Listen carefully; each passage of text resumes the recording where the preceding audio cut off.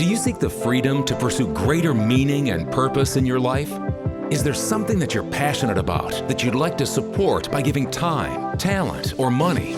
Do you seek a level of financial freedom to live an ideal life as you uniquely define it? Welcome to the Money and Meaning Show with Jeff Bernier, a show dedicated to helping you gain the confidence and freedom to lead a life of personal significance and help you get your actions and resources in alignment with what matters most.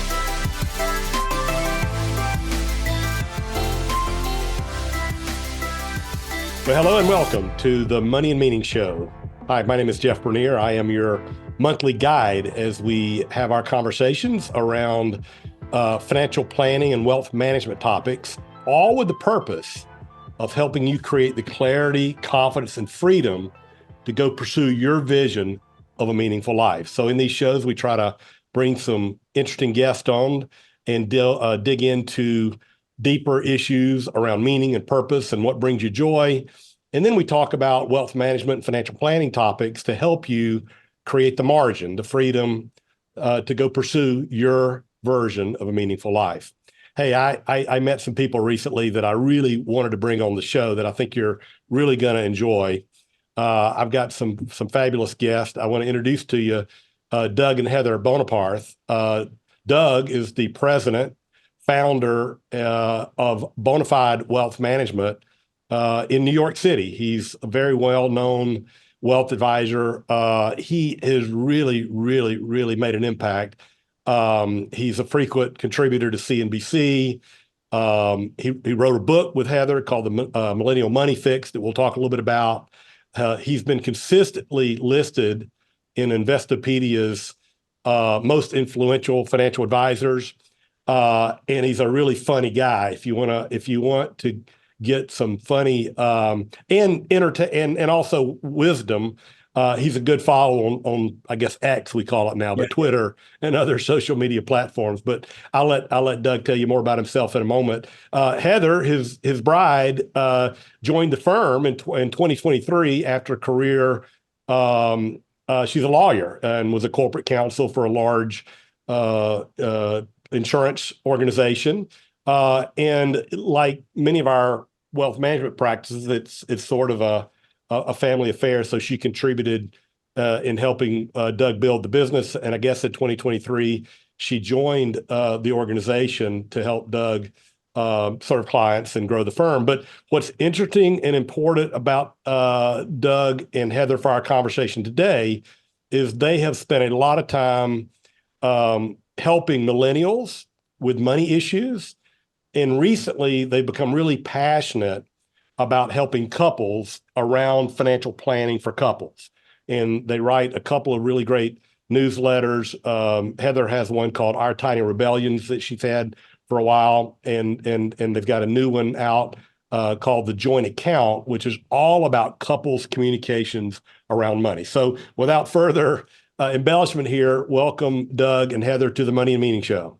Oh, so happy to be here. Thanks so much for having us. We're so excited. I am too.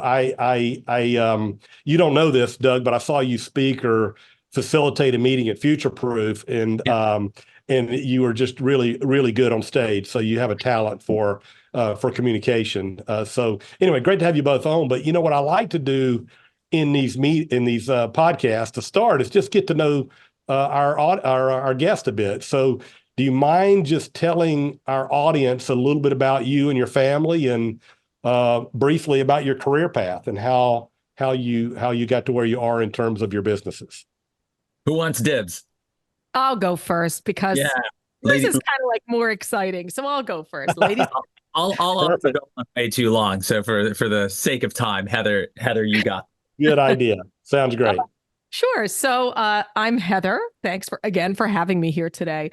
I am what I would like to call now a recovering corporate attorney. I spent 12 years in the insurance industry, which I think is relevant in part because it wasn't my plan. I graduated law school in 2010 during the during the aftermath of the Great Recession, and I would consider myself underpaid and underemployed, and saddled with 6 figures of student loan debt. And, what I did was I built a career for myself that, was stable and meaningful, but really I became a lawyer to try and tell other people's stories. I was a Mm. journalism major in college and Okay. have always had a passion for writing. And so that was always kind of in the back of my mind, even as I climbed the corporate ladder in the insurance industry, was always like, what really do I want? What really serves me and what's really my passion? And how can I find a way back to that? And, during that same time, Doug was growing his brand and growing his practice, Bonafide Wealth, which I'll let him tell you a little bit more about. But, the pandemic kind of put us in a place, both working from home, raising two little children, still both trying to survive with our full-time jobs and make it all work. That really repositioned my mind around my priorities and my passions. And there was a moment towards the end where I said to Doug, "What about me?" And we kind of looked at each other and said, if there was ever a time, now feels like it. And Wow. so we decided after 12, 13 years in the insurance industry that I could swing for the fences and join the firm, and we would pursue kind of our next act together of what my passion looks like, which was pursuing my writing, using my skills to help people, tell their stories and improve their lives. And we're doing that through the context of not only the firm, but our newsletter and our new forthcoming book. So that's the long and short of it. We've got two little girls. Their names are Hazel and Ruby. They're currently 8 and almost 5. And Oh, wow.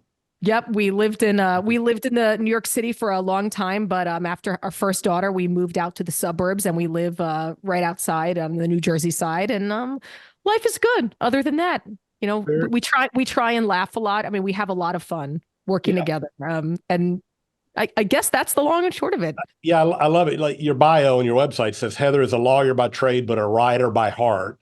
And you're a very talented writer. I've been catching up on some of your recent blogs in preparation for today, and Thank you. you certainly do have you have a gift. So combining all of this and making the choices to pursue things that bring you joy, but also serve your communities and your audience and obviously your wealth management clients as well.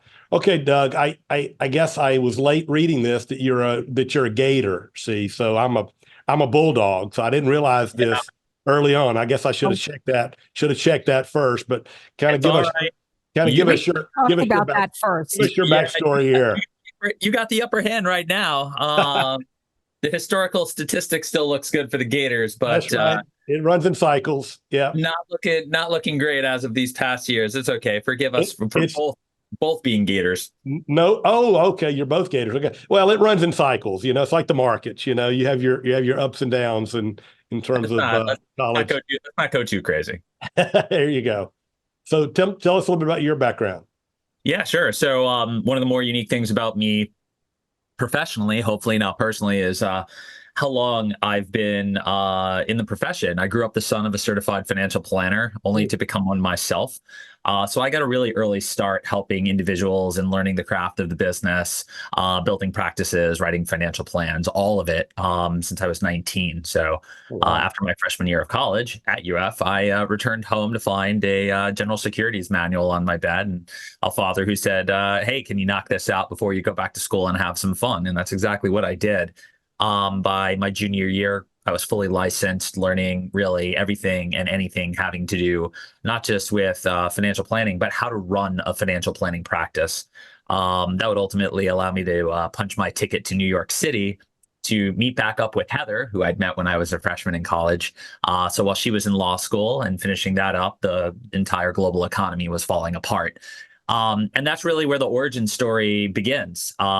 Watching Heather and our peers and our cohort get a really interesting start, to say the least, to our adult lives through 2008 and 2009. Talk about a delay in, pretty much everything we were hoping to do.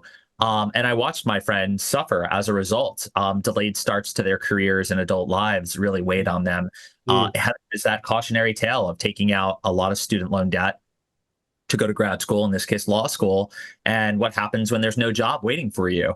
So decided to write a book about that, and that became the calling card and platform builder, if you will, for a practice that we created that focuses on high achieving millennials. And I'm 39, Heather's 38, so we're elder millennials, if you will, if you want to go with that term. Talk to a 31-year-old who's also a millennial. They'll give you a very different, coming of age experience, at least when it comes to getting a job. So I had this epiphany that if I was going to grow a wealth management practice, I wanted to do it by helping my peers. I was looking around my classroom as I went to business school at nighttime in New York City. And I said, geez, these are the people I really want to be helping and grow with.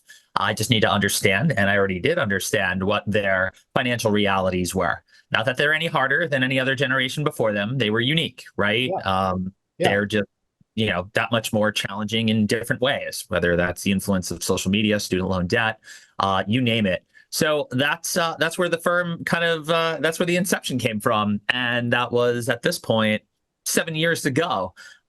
Heather has always been by my side, building the firm, even though she's been a successful corporate attorney, an awesome mother.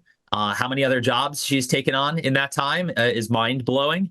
But push came to shove. Our dream was always to work together and spend our full time working together and building Bonafide Wealth. And now we get to its next iteration here on the topic of love and money and relationships. It seems like the next logical step after helping our peers get through adulting and, now into our adult lives. I love it. So, so this show is called Money and Meaning. And I wrote a book a couple of years ago called The Money and Meaning Journey, A Guide to Clarity, Financial Confidence, and Joy. And I wrote the book because it was my experience as one of the youngest baby boomers, but moving into, all my peers are moving into next act. And so I wanted to talk to my peers that were moving into act 2. 100%. So, I've had this career. What do I do now that gives me meaning and purpose in act 2? And so you're doing the exact same thing. You are coaching people how to navigate their finances that are real to you because you're living it every day in your lived experience. And that was going to be one of my questions, is how you migrated into serving this subset of households that have unique financial challenges, especially, in your case, getting into your first real careers at a time where the economy was in, the Great Recession. Yeah. And even kids today, coming out of the pandemic, are probably having similar experiences in some respects. So that makes perfect sense on why you would focus on people that had the same problems that you were uniquely equipped to help with, because you were navigating as 2 professional people with 2 young children, trying to raise children and build a career. Perfect. So you wrote the book, The Millennial Money Mix. So when did you write that? And y'all wrote that together, I believe. Is that correct? We did, on maternity leave with my oldest daughter. We said, no this is kidding. a great time to write a book. Why not write a book? So you have nothing else to do, we'll write a book. That's good planning on our part. We were approached by an agent who is honestly reading something else that we put out there and said, hey, where's a book around this topic? And it was around the financial challenges that millennials were facing. And said, you should write a book about this. And I went home and told Heather about it. And we had kind of outlined something Heather, you should write a book about this. Basically. You're on maternity leave. Let's write a book. And, she said, let's do it. And we outlined it, started to put, words to paper. And sure enough, got a book deal for that and wrote the Millennial Money Fix. And we wanted to explore how our generation found itself in our own unique situation, mainly around student loan debt. How is it that an entire generation is more saddled with student loan debt than any other generation before it, as well as provide a prescriptive guide of, how to get yourself from, chronologically, if you will, choosing a school to ultimately marriage and settling down. How do you navigate really your 20s? Well, at least for us, what was our 20s then? Now we're pushing 40. So it was an awesome endeavor. Heather got to, showcase a lot of her writing skills there, and it really served as the platform builder for everything that we now have today. Wow. Yeah. So you just described it. So the big idea in the book was how to navigate you're getting out of college, how to deal with these huge, massive loans that you may have, Yeah. how to choose a career that is a good fit, those kinds of things. And I guess I'm sorry, Jeff. Go for it. Yeah. Well, yeah, expand on it. Expand on what does the book help with?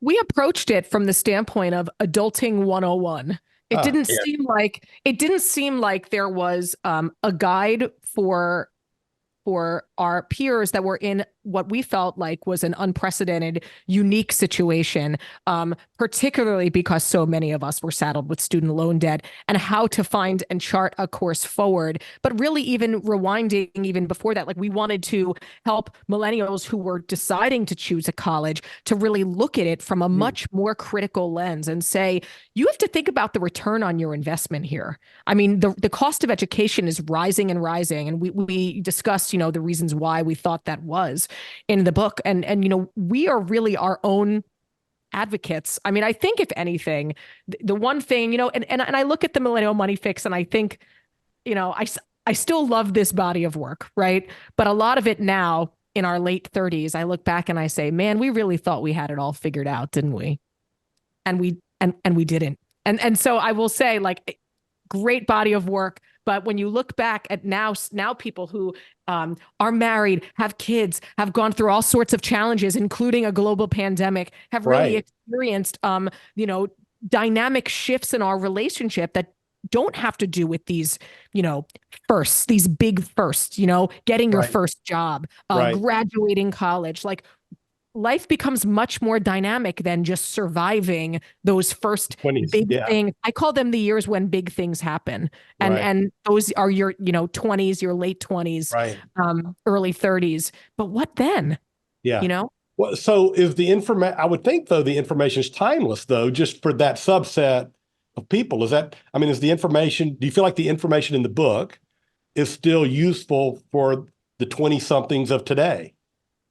100%. Yeah, I would think so. Yeah. Anyone who's looking for a guide to navigate that part of their life is going to find tremendous value in that. The first part of the book, which really touches on the state of affairs related to student loans, how they're issued, the history behind them. Yes and no. I think the generation Gen Z, in this case, after millennials, has wised up a little bit from what millennials have been through, and that might not be applicable to their financial situation, but if they're looking on how to get themselves organized and situated for their adult life and their careers from a personal financial planning point of view, yes, absolutely. But a lot of evergreen financial planning is evergreen, as you know, but some of the information surrounding that maybe not so much. But it's awesome to look back at that and really say, wow, this is where we were. So as a timestamp, it's very fascinating. I'm sure we'll continue to look back at it. Every time I pick up the book, there's always a copy around somewhere. Every time I pick up that book and scan a few pages, I always seem to chuckle. And of course, Heather and I tell our story a lot in that as well. So it's a nice flashback to, times of the past. We've been together forever. Yeah, autobiographical in many respects. So well, I know you're passionate right now and are really focused on the couple story and the couple's financial planning and issues around communication. But maybe there's a volume 2 of the Millennium Money Fix in your future, maybe to update some of the information, because it sounds really valuable. There certainly might be. Even today. One book at a time. One book at a time. Jeff. One book, 2 newsletters.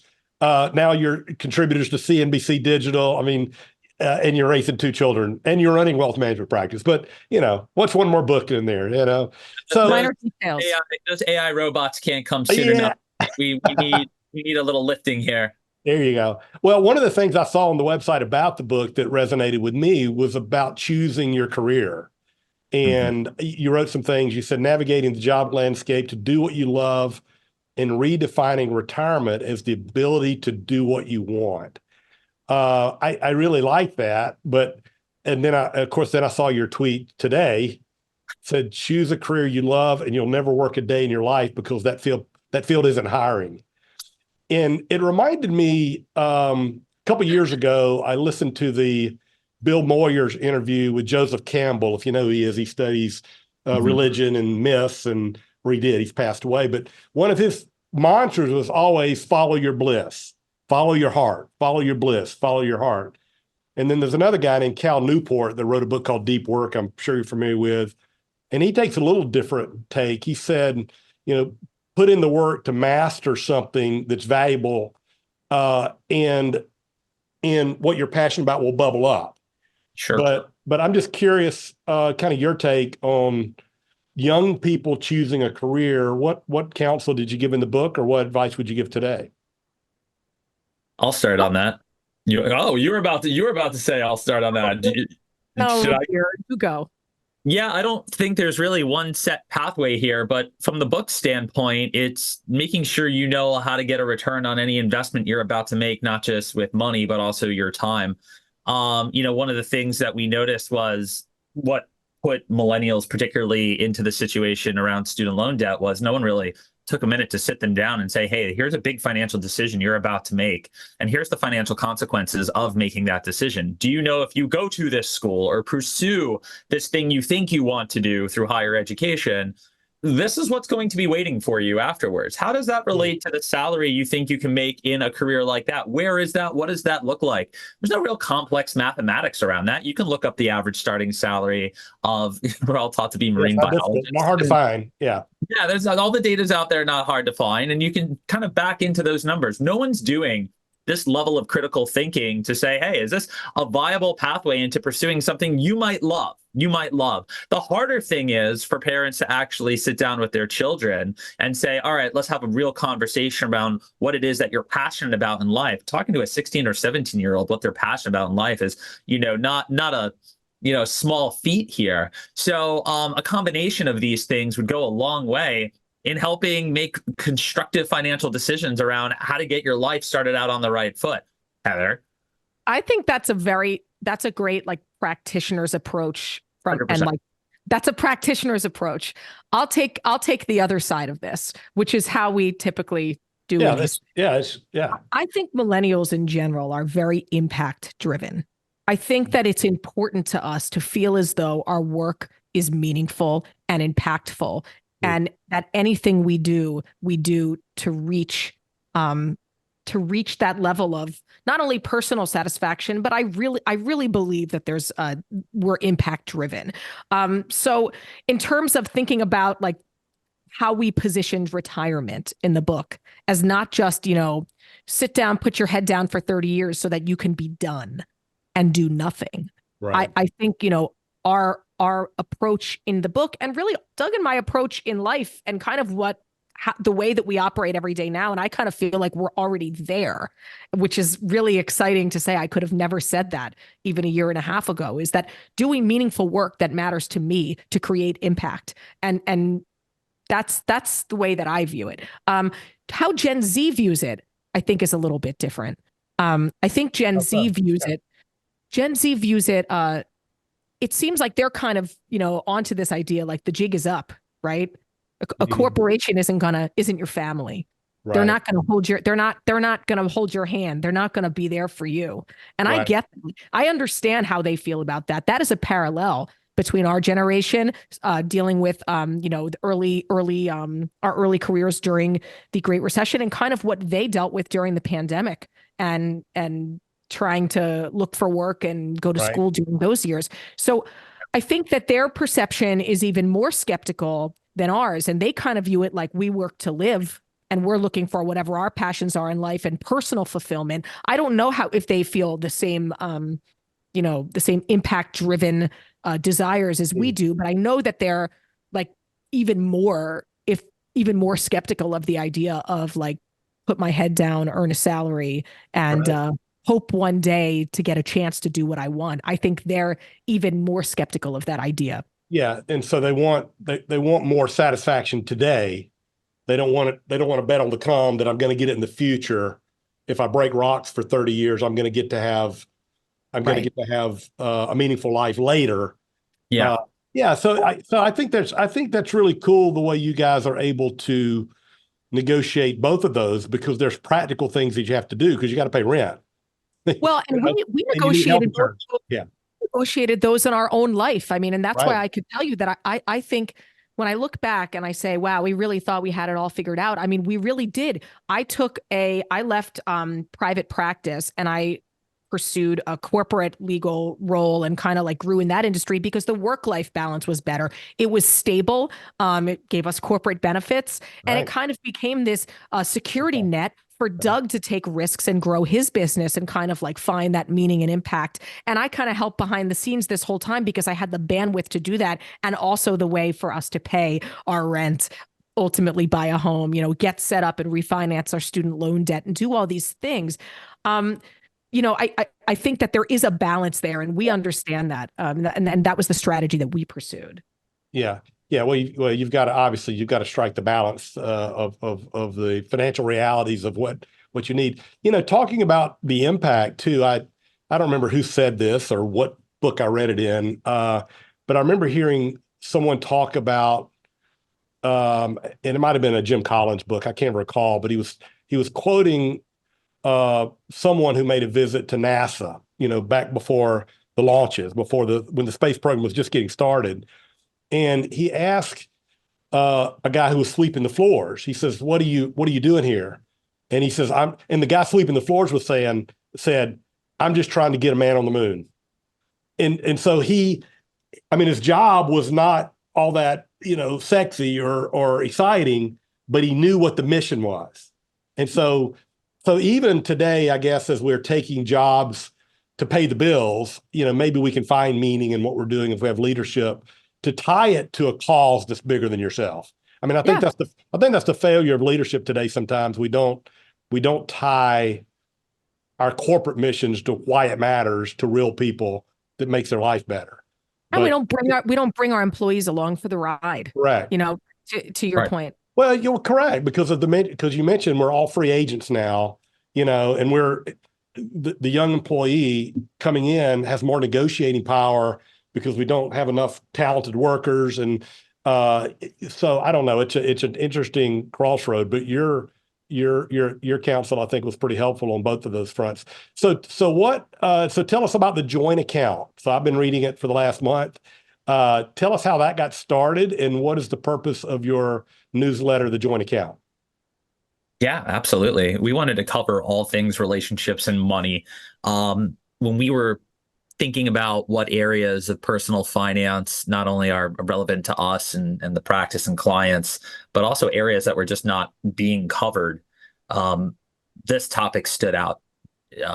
We weren't really seeing a lot of content being created specifically around how to help people navigate communication, specifically communication around, how they feel about money.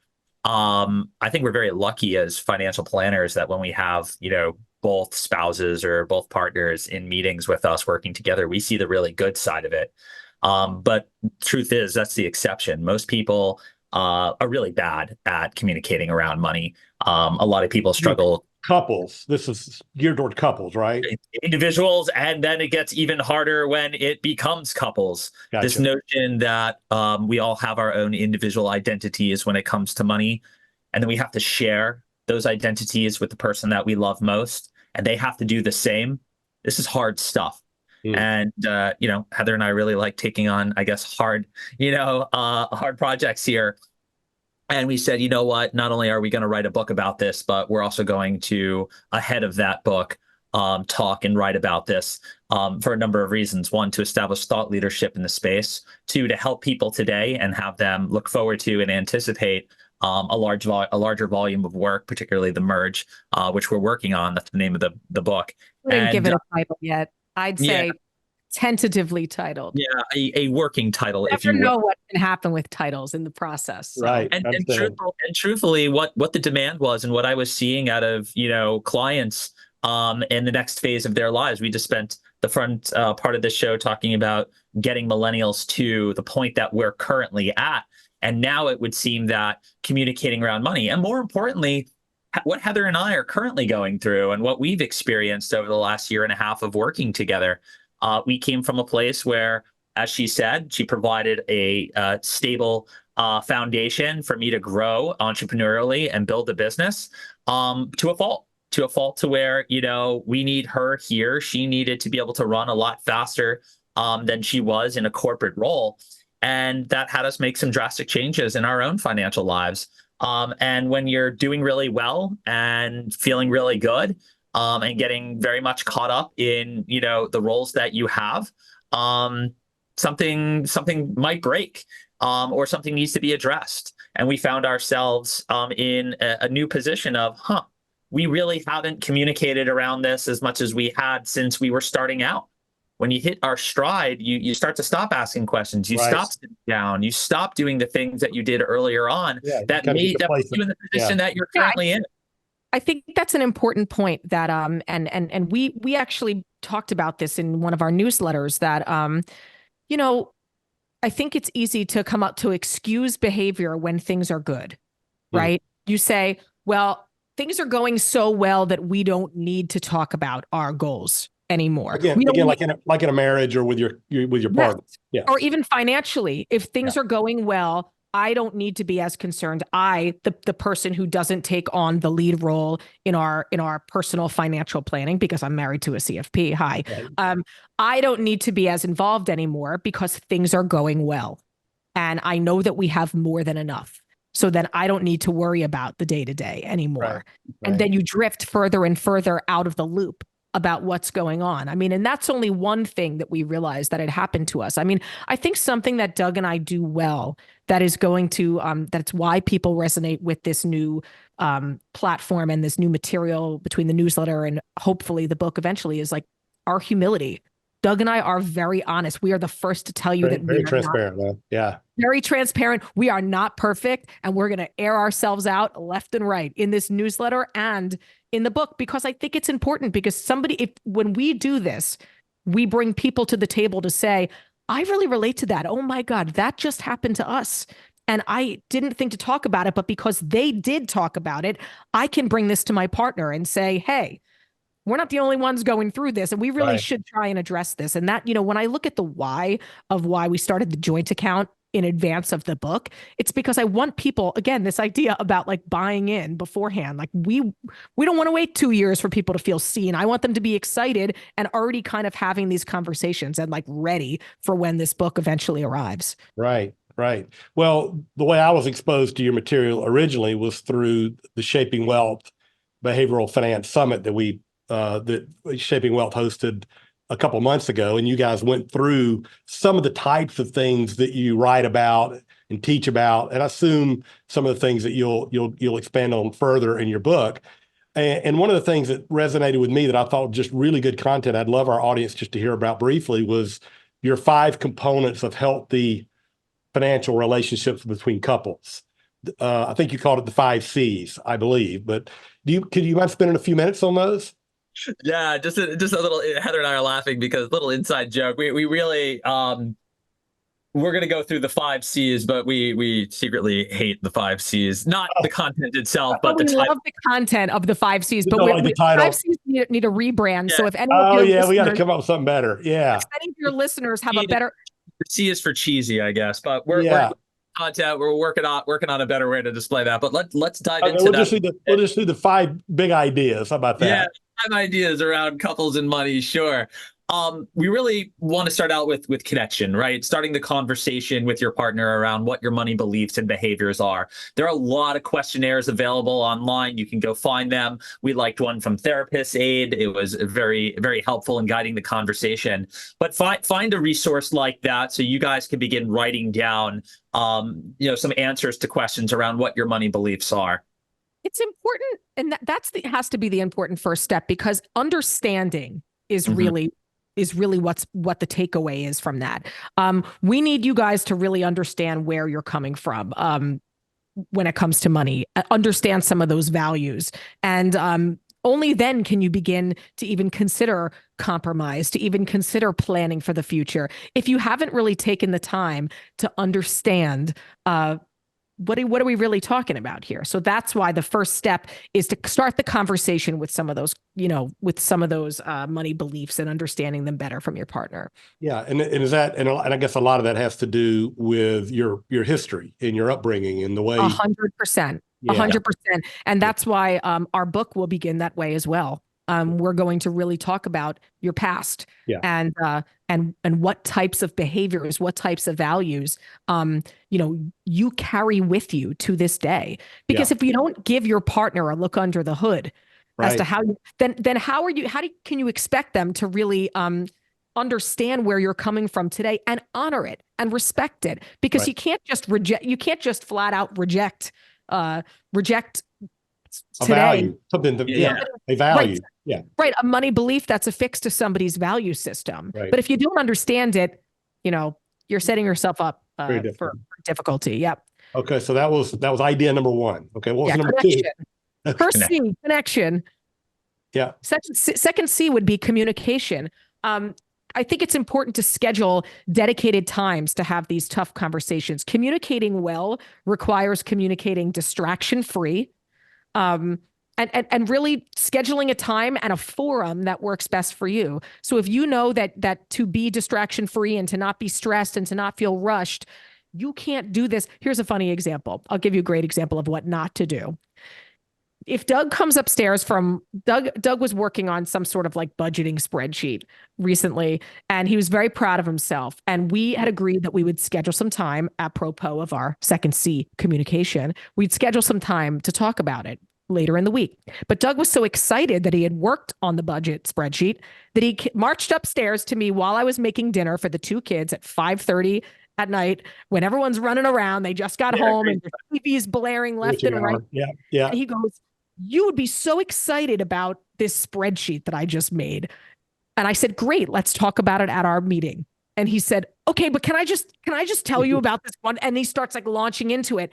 That is not what you want to do. Okay. You're creating anxiety. It's actually a deterrent from having a fulsome conversation at another time. So communicate in a way that works best for you both. I highly suggest you turn off your phones, and just put yourself in the best position possible to listen. Yeah, some pre-planning around that. So are you suggesting that maybe Valentine's Day dinner is not the time for this? Is that maybe? Yeah, we may have suggested that in CNBC. I saw that. Yeah, that's where I stole that from. Yeah. Money dates are an amazing way to set the table and communicate well with your partner. But special occasions like Valentine's Day, not a good idea. Maybe you keep a big picture and leave the spreadsheets at home. Some people have no problem doing this over a meal, casually, and a drink or two. But for me, I'll give you an example. I like to walk. We both love it. Yeah, we like walking. I can give Heather myself. I can't go. I guess I could run away from her, but I can't really get distracted. For me, it really locks me in. And before we move on from communication into the next one, one of the central things here is putting yourself in a position to listen. This is really where people not only are communicating, but they need to be heard. Right? You really need to find that space to listen to them. And then you can get into the next one, which is contribution. All right. Great. We need each other. We need each partner to understand what their contributions are to the relationship, not just financial contributions. It goes so far beyond that. It's also about their personal contributions as well. I like doing this from two approaches: writing down what you believe your contributions are, and also writing down what you think your partner's contributions are, which could get dicey if you get some things right or wrong there. But I like it coming from both sides there. It's very important with contribution, and something that I think we as a society do a bad job at is limiting the idea of a contribution to the person who's financially contributing to the household. And that is something that we are trying to change through our work and through our book. We are expanding the idea of what a contribution is and not affixing it to the salary that comes in. And so we really, when we say contribution, because what happens in the household allows for the other partner to be able to financially contribute. And so it's very important to us that all contributions are honored and kind of placed on the table evenly and redistributed if need be. Yeah. Well, the ability in the communication part to sort of die to your own agenda is really important. But on the contribution part, it's also, I guess, important to honor each contribution, as you mentioned, regardless of whether it's financial or other contribution. So I very think, helpful. and that's also where you start to see like disparate, you start to see where things aren't equitable in a relationship, and how people feel about spending and saving and who gets to make the financial decisions in a relationship by looking critically at what the contributions are, maybe looking at it differently for maybe the first time. I think that you're kind of setting yourself up for the next step, because you're kind of both putting, you're putting everything out there, right? And you're honoring it. And maybe someone who didn't feel like they had a voice before, maybe a partner who felt like, or that their voice wasn't heard or honored quite as much as their partners, might kind of get their voice back. That's the step where we see that happen. Gotcha. Yeah, okay. A huge piece of it. And then we're going to talk about collaboration. And this is a lot of the technical stuff. You got to have some data supporting all of this if we're going to be talking about money. In this case, we're talking about knowing where things are. A net worth table does that, a list of all the assets, where the, what's in the accounts, their values, as well as liabilities, what you owe. People need to understand where everything is. And they also need to understand how money is coming in and out of their life. So this is everything from, your budgeting or your cash flow table. They need to understand how money is made and how money is spent. That way you can have productive conversations around whether or not what you're doing with your money is what you agree on that should be done. If you feel that you're not getting a lot of value out of going out 4 nights a week or ordering, food in, and you want to pull back on that, you can have a productive conversation as opposed to just assuming. The goal isn't to shoot from the hip when it comes to talking about money. It's to have concrete, data and evidence to support what it is that you're talking about. So this is where people need to get involved. Granted, look, in our household, Heather's married to a financial planner. There's households where one person is usually the numbers person or the CFO. That's fine. But I just want to say this. Everyone has a responsibility to understand a baseline level of what is going on in the household, in their financial lives. Not everybody needs to be Warren Buffett. Not everyone needs to be the CFO, but everyone does have the responsibility to know how much cash is in the account, how to access those accounts, where they are, what bank, that needs to be done in order for there to be really a team game being played. So collaboration, no team game is played without a team. So you guys are a team and need to do that. Gotcha. Okay, great. And I guess there's one more. There's one more C, consistency. This really should be done. Money meetings should be done on at least a quarterly basis. If you can handle it, you should do it more than that. I mean, I wouldn't say that every single day you should be discussing numbers. And that goes back to that same idea that we wrote about in our in our Valentine's Day piece. Like, not every day is meant for this, but scheduling at least a quarter. If you can do it more often, great. If you feel like that's important to you, look at changes in your net worth as well as your spending versus your budget, and discuss what's working and not working, and be willing to be nimble with it and say, you know what, like, we may have pulled back in this one area and I feel really constrained. Is there something else we can look at for next month or next quarter? Because I'm not really feeling good. Like, the check-ins allow you to tweak what you're doing without those subtle, because what we often would see when you don't check in and don't communicate that openly about it, that frequently, what you'd see is kind of microaggressions building up, resentment building up, feeling like, well, I'm not that sure that these changes we made are feeling good for me. And then when you don't have an opportunity to speak about them, you just kind of, it builds up inside. It builds up inside of you. It festers. Exactly. So that's the last one. Keeping this going, as Doug always says, like, you're going to be sore the first time you go to the gym and you do reps, but when you've done it every Thursday morning for a whole year, you're going to feel good and you're going to look forward to it. Yeah. It's very important to understand how uncomfortable this is going to feel in the very beginning. And it's also very important to understand how important it is to create that consistency. If you're checking in quarterly, that means throughout 1 year, you would have only had 4 meetings. That's not a large number. Over 2 years, 8. And of course, when things change in your lives dramatically, it would be a good time to check in. But after 3 years, you're at 12. We're talking years here to build the type of consistency to get the discomfort of these conversations to go away and become natural. And the last thing I want to say is that, again, this isn't easy. If this was easy, everyone would be doing it. Everyone knows that expression.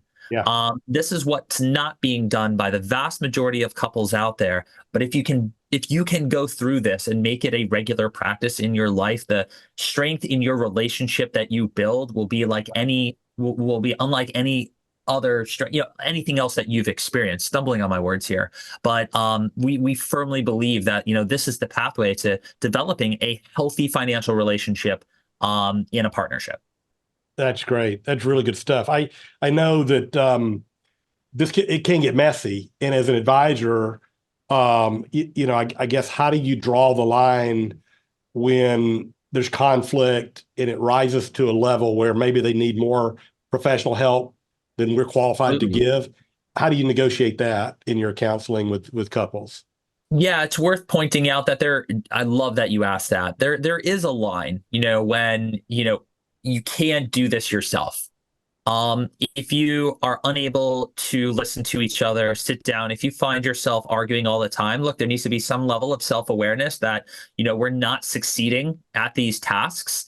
And that's where maybe finding an agent to help you through that is going to be of great benefit. This is when you and I find people knocking on our doors for financial advice and help, because they're just not able to communicate with each other. And then there's parts of this that go beyond our pay grades and falls into actual, marriage counseling or therapy, because we're asking people to touch on in that very first step to ask about themselves and their own beliefs. And that's tied to a lot of, conditioning and a lot of upbringing and things. You're not always going to find, sunshine and rainbows when you go back over the years to find out why you feel a certain way about money. Right. I would say that when you feel like those early conversations can't happen, which prevent you from getting to the meat and potatoes of the work, that's when, right, Doug, that you would call in and suggest to them, maybe you should be seeking a relationship counselor in addition to our work here together. And maybe that will actually help our work here together, right? I mean, if you feel like you can't get past those initial, like if you sharing honestly. Yeah. And I look at it this way, I mean, and especially with the work we're doing for the book, if you two can't see each other, how are you supposed to see where you're going if you can't see who you're staring, across? I think a lot of times it's easy to fall into patterns of seeing the partner that you want to see versus who's really there. Right. And projecting a little bit. Yeah. And projecting a little bit. And if you can't see the person who's really sitting across from you, then maybe that's when you need a little bit of help before you get into the nitty-gritty of financial planning and finding a healthy way to operate together as a team. Yeah. But the reward is a better marriage or a better partnership, and more joy and more confidence in your financial future, and more fun, because you'll when you invest in an experience or something that seems frivolous, you do it guilt-free and you really enjoy it. You don't worry about, okay, how's my bride going to think about these golf clubs that I just bought or whatever, because you've already had these conversations. 100%. So, yeah. And just so sleeping, more joyful. How about just sleeping better at night? Yeah. That's always a good one. Peace is good. Yeah. Well, this has been really, really helpful. Thank you. Thank you so much for that. So let's talk just a moment about the book. I know it's a ways away and you're in the early stages. So why don't you just set it up so we can know what to be looking forward to? So tell us about the book. Absolutely. Get into it. Okay. So we are writing what we believe to be a book about love and money that hasn't been done before. What we're doing is writing about the power struggles over money and relationships. So this isn't meant to be as much of a prescriptive guide as the Millennial Money Fix was. Like I said, like adulting 101, because you don't win at money one time in a relationship. It's not like you set up your accounts well and everything's fine. I mean, relationships, our money values are tied, like we already spoke about today. Our money values are tied to experiences from our past. And when we bring our money beliefs to the table to have to, merge them with our partner, we're really saying, this is me. This is who I am. Not just this is how I spend my money. You're really saying, this is what I value. This is what I don't. And it's very, very difficult. And so we see these issues pop up in many different ways over the course of our lives. And it's messy and it's really hard to talk about. And so we're kind of approaching it from this standpoint of being seen and having conversations that haven't been had before. And what we're doing is interviewing as many real life couples as we can to share their stories, in addition to many of our own, and top experts in the field of relationship counseling, obviously financial advisors. We're going to speak with lawyers in the estate planning arena, also and family lawyers. I mean, you're going to hear from all sorts of experts as well to try and basically bring both parties in a relationship to the table in a way that hasn't been done before. I mean, if you ask Doug, he would tell you that he's writing this book from a practitioner's standpoint to try and have healthier conversations around money so that financial planning can be more successful. I'm writing this book for women and from the standpoint of equity. I just said this to somebody for the first time yesterday, and they said, "Who is this book for?" And I said, "It's for both partners in a relationship, but what I want," because we've already seen, and Doug sees so often, that women tend to be less involved in their personal finances. What I want is for this book to be attractive enough to a woman who would not normally pick up a book like this, to read it, say, "Oh my God, I feel so seen," and hand it to their husband or their partner and say, "You have to read this." Yeah, let's work on it together. Yeah. Heather and I are so aligned on that one. I want people who are struggling to communicate or get their partner involved in their financial lives to be able to pass this to them and say, "Read this. This is us. This is me. This is you. We have to share in this knowledge together, and it be the catalyst to a better financial life together."